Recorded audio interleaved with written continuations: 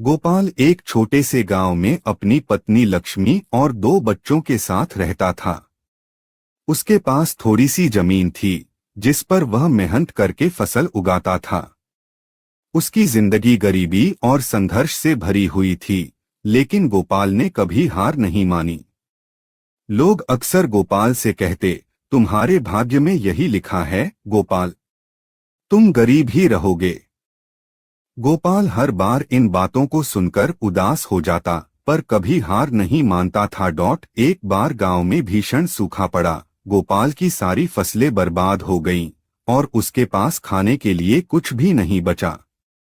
लोग उसे सलाह देने लगे कि वह गांव छोड़ दे और शहर जाकर मजदूरी करे, लेकिन गोपाल के मन में कुछ और ही चल रहा था।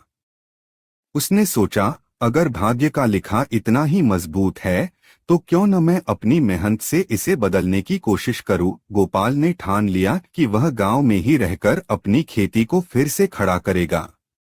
उसने अपनी पत्नी लक्ष्मी से कहा, हमारे पास जमीन है और मैं मेहनत से कभी पीछे नहीं हटूंगा। हम मिलकर अपने भाग्य को बदल सकते हैं। गोपाल ने अपनी जमीन को फिर से तैयार करने का फैसला किया।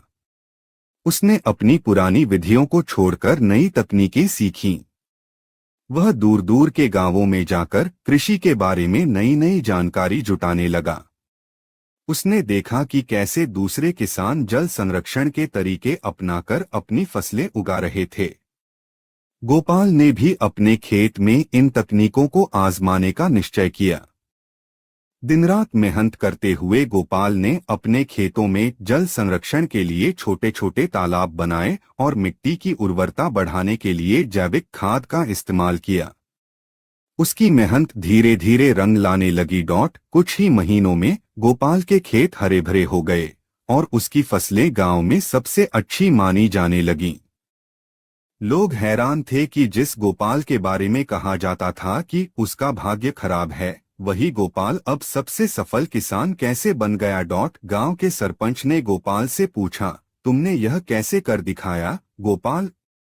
हम सबने सोचा था कि तुम्हारे भाग्य में गरीबी और संघर्ष ही लिखा है, गोपाल ने मुस्कुराते हुए कहा। सरपंच जी, मैंने यह सीखा है कि भाग्य का लिखा तभी तक है जब तक हम उसे स्वीकार करते हैं। जब हम मेहनत से अपने सपनों को पूरा करने के लिए कदम बढ़ाते हैं तो भाग्य भी बदल जाता है।